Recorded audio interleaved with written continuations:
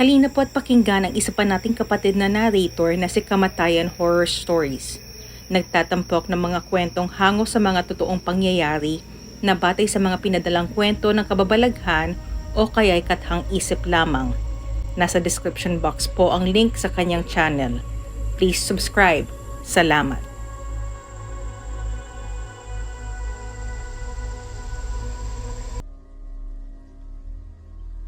The story that you are about to hear is a compilation of documented true facts, featuring characters, events, or places that has played a role in shaping history. Please sit back and listen as I recite this narrative for you.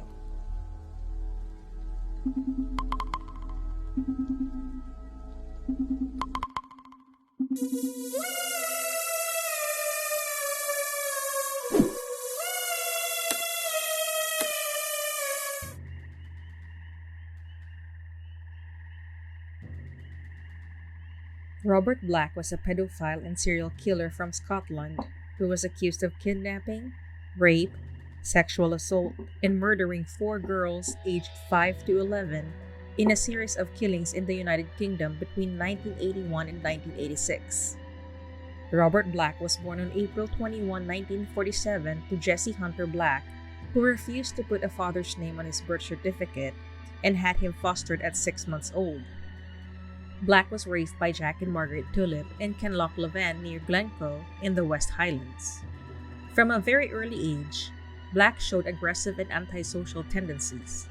He had only a few friends and he was prone to throwing tantrums. Black was bullied by his peers, which led to him becoming a bully himself towards younger children. Though his foster mother insisted upon cleanliness, he cared little for his own hygiene and was called Smelly Bobby Tulip by his classmates. Aside from a propensity for violence, Black developed a sexual awareness at an early age. He claimed to have compared genitalia with a girl around the age of 5, triggering a childhood belief within Black that he should have been born female. He also claims to have begun inserting objects into his anus at the age of 8, a practice he carried into adulthood. Locals later recalled seeing bruises on Black's face and body, suggesting he had been physically abused by his foster parents. But Black later claimed he couldn't remember how he got the bruises. Despite insisting that he couldn't remember where the bruises came from, Black was a persistent bedwetter who openly confessed to being chastised and beaten by his foster mother for each infraction. By 1958, both of his foster parents had died and Black was sent to another foster family. Soon after, he committed his first sexual assault on a young girl in a public toilet. Black's foster mother found out about the incident and reported it to social workers, demanding that he be sent elsewhere. He was then placed in a children's home where both male and female children lived. Black would frequently expose his genitals to girls in the home and once removed a girl's underwear forcibly from her body. It was then decided he needed to be sent to the Red House Care Home in Musselburgh, a male-only home. Not long after arriving there, Black was subjected to repeated sexual abuse from a male member of the staff, typically forced to perform oral sex. The abuse went on for 3 years until the staff member happened to die from natural causes. Black left the home in 1963 and moved to Greenock. He became a delivery boy for the local butcher. He later said that he had fondled 30 to 40 young girls while making deliveries if, upon calling at the house, he discovered young girls were alone in the premises. None of this incident seems to have been reported. One evening that same year, Black came across a 7-year-old girl playing in the local park alone. He managed to lure her to an old air raid shelter with the promise of seeing kittens. Once inside, he grabbed her by the throat and she eventually passed out. He then masturbated over her unconscious body. He was arrested and charged the following day and was made to undergo a psychiatric assessment before he attended court. The report stated the incident was an isolated one and he did not require any treatment. He was reprimanded and released, and he moved to Grangemouth, lodging with an elderly couple. After this, he got a job with a builder supply company. He also found a girlfriend, Pamela Hodgson, fell in love and asked her to marry him. Black was devastated when she ended their relationship several months later. In 1966, Black's inappropriate manifestation of his sexual desires resurfaced when he molested his landlord and landlady's 9-year-old granddaughter. The girl eventually told her parents. They took no legal action because they didn't want the young girl subjected to police interrogation, but Black was ordered to leave the house. At this time, Black moved to Kinlochleven where he was raised. He took a room with a couple who had a 7-year-old daughter. As before, Black molested the girl. This time, however, when the sexual abuse was discovered, the police were notified and he was charged and found guilty of 3 counts of indecent assault. Black was eventually sentenced to a year and sent to Borstal, which specialized in training and rehabilitating of serious youthful offenders. Interestingly, Black would later be very upfront about every aspect of his childhood and his life, except for the time he spent at Borstal. On his release, Black left Scotland and moved to London. When he discovered child pornography, he stopped abusing young girls for a while. When police searched his home after his murder arrests, they found more than 100 magazines and 50 videos. In London, Black found work as a swimming pool attendant and would sometimes go underneath the pool, remove the lights, and watch young girls as they swam. Soon, a young girl complained that Black had touched her, and while no official charges were brought, Black lost his job. While Black lived in London, he spent a lot of time in pubs playing darts. There he also met a Scottish couple, Edward and Kathy Racing. In 1972, he moved into their attic. The Racings considered Black a responsible if somewhat reclusive tenant who gave them no cause for complaint beyond his poor hygiene. They suspected Black of viewing pornographic material but had no idea it might be pedophilic. Black remained their lodger until he was arrested in July 1990. In 1976, Black began working as a van driver. He gained a thorough understanding of some of UK's road, especially minor roads, while working as a driver, which enabled him to snatch children across the entire country and dispose of their bodies hundreds of miles from the site of their abduction. To reduce the chance of being identified by eyewitnesses, Black often adjusted his appearance by alternately growing a beard or appearing clean-shaven, and occasionally shaved his head completely bald.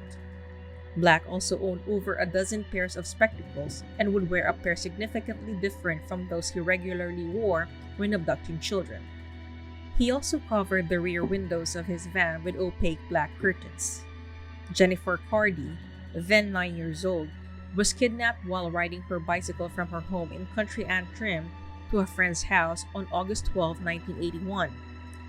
It wasn't until later in the day when she had returned home that her parents became worried.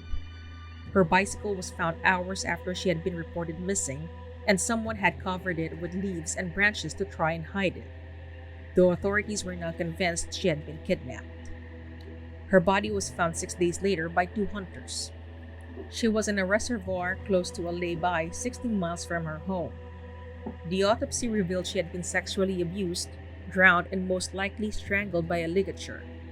Her watch had stopped working at 5:40 p.m., which indicated she had been killed just 4 hours after she was abducted.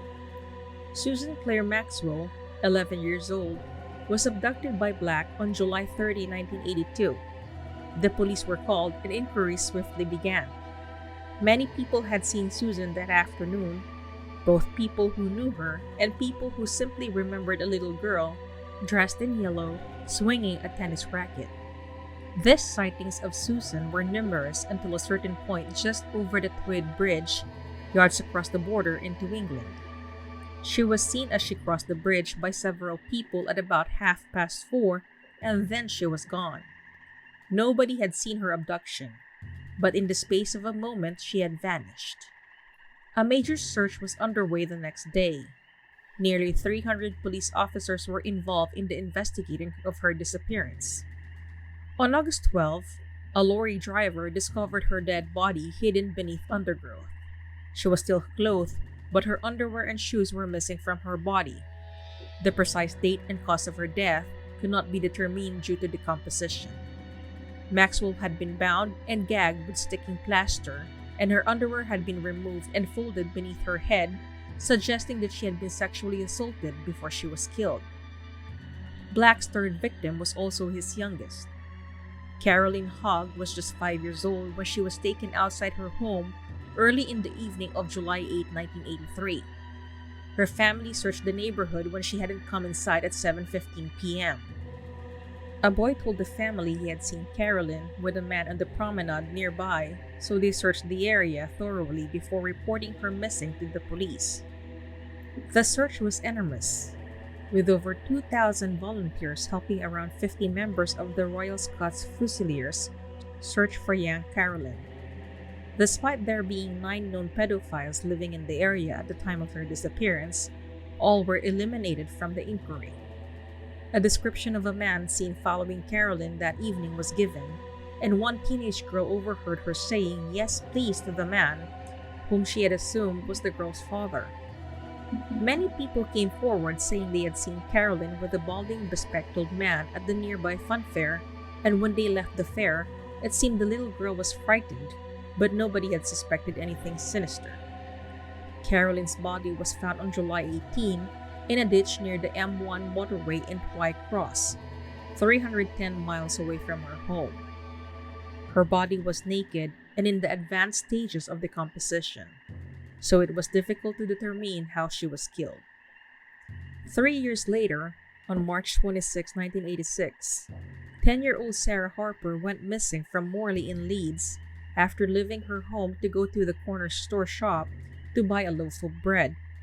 The store's owner later stated she had been in the store and made her purchases around 7:55 p.m., and a balding man had entered the store just after her, who then left as Sarah paid for the bread. The last sighting of Sarah was of her walking towards the snicket that she used as a shortcut. Black kidnapped, raped, and murdered her. Her body was found dumped in the River Trent near Nottingham a month later. She was bound, gagged, and partially dressed. The autopsy later showed she had most likely been killed within 5 to 8 hours from her kidnapping. She had received numerous injuries to her face, head, neck, and forehead, and she had been killed by drowning. Sarah had been sexually assaulted for an extended period of time before her death, which resulted in terrible internal injuries as well. The bodies were found within 26 miles of each other, and police already believed that the murders were linked. Detectives also thought that because all victims had been left long distances from where they had been taken, that the killer traveled as part of his occupation, possibly a lorry driver or a sales representative, whose job requires him to travel extensively to locations which included the Scottish borders. Due to the geographical and circumstantial nature of the offenses, the killer was most likely an opportunist. The police faced great pressure to solve the crimes, as some newspapers compared them to the Moors murders. It was one of the first inquiries to widely use the Holmes computer system, following recommendations in the aftermath of the Yorkshire Ripper investigation. On July 14, 1990, retired postmaster David Herkis was outside his house in Stowe, tending to his garden, when he noticed what appeared to be an abduction taking place. A blue transit van had stopped across the road, and he saw the driver get out of the vehicle at the same time he noticed his neighbor's 6-year-old girl, Mandy Wilson, walking past his line of sight. All of a sudden, the little girl's feet lifted off the ground, and Herkis stood up straight in time to see the driver push the girl into the van. Herkis noted the van's registration number as it sped off, then ran to the girl's home to tell her mother. The police were called immediately. After the officers arrived, they were talking to Herkis when he suddenly shouted the man was actually driving towards them. One of the officers jumped straight out in front of the van, forcing it to stop. The driver, Black, was pulled out and handcuffed and held down on the pavement. One of the officers, who was the father of the abducted girl, opened the rear of the van and clambered inside, calling his daughter's name. Seeing movement in a sleeping bag, he untied its drawstrings to discover his daughter inside, her wrists bound behind her back, her legs tied together, her mouth bound and gagged with a sticking plaster, and a hood tied over her head. When a doctor examined her, it was discovered she had been seriously sexually assaulted. At Silkirk Police Station, Black admitted to sexually assaulting the girl, saying he had not done more to her because he didn't have much time. He was charged with abduction and remanded in custody. During his interview at the police station, the investigating officer noticed the similarities between this child's abduction and the murders that had taken place previously. He contacted the officer in charge of the murder investigations who came and interviewed Black. Although Black's answers weren't terribly helpful, the officer was convinced he was responsible. A search of Black's van found restraining devices including assorted ropes, sticking plasters and hoods, a Polaroid camera, numerous articles of girls' clothing, a mattress, and a selection of sexual aids.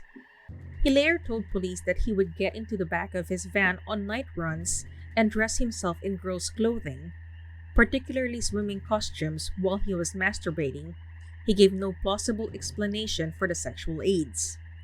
They checked his petrol receipts, which placed him in the appropriate locations, and eventually charged Black with all 3 murders, in addition to the attempted kidnapping of a 15-year-old girl, Teresa Thornhill, who had escaped the clutches of a man who had tried to drag her into a van in 1988. In the spring of 1994, Black stood trial. He denied the charges. The prosecution were able to place him at the scenes and show the similarities between the 3 killings and with the kidnap of the 6-year-old girl who had been rescued. Juries are not usually allowed to know of a defendant's current or past convictions, but in this case, the judge allowed it. On May 19, the jury found Black guilty on all counts and he was sentenced to life imprisonment and told that he should serve at least 35 years behind bars before being considered for parole. This would keep him behind bars until at least 2029, when he will be 82 years old if he's still alive. In July 1994, a meeting was held in Newcastle to consider the possibility of Black's involvement in similar murders, as well as possible murders in France, Amsterdam, Ireland, and Germany. There were up to 10 unsolved abductions and murders in England, which bore Black's MO. April Fabb, who was abducted from her bicycle in Norfolk in 1969. 9-year-old Christine Markham, who was snatched in Scunthorpe in 1973. 13-year-old Jeanette Tate, who disappeared in Devon in 1978. 14-year-old Suzanne Lawrence, who was found dead in Essex in 1979. 16-year-old Colette Aram, who was found strangled and sexually assaulted in a field in Nottingham in 1983. 14-year-old Patsy Morris, who was found dead near Heathrow in 1990, and Marion Crofts and Lisa Hessian. The files on these missing children all remain open. While imprisoned in Wakefield Prison in July 1995, Black was subjected to a serious physical attack by 2 fellow inmates. He was bludgeoned with the leg of a table, stabbed in the back, and had a mixture of boiling water and sugar thrown over him. Despite the brutality of the attack, Black was not seriously injured. Black died from a heart attack at HMP Maghaberry on January 12, 2016 at the age of 68. His body was cremated at Roselawn Crematorium outside Belfast on January 29. No family or friends were present at this service. He had never admitted to killing the girls.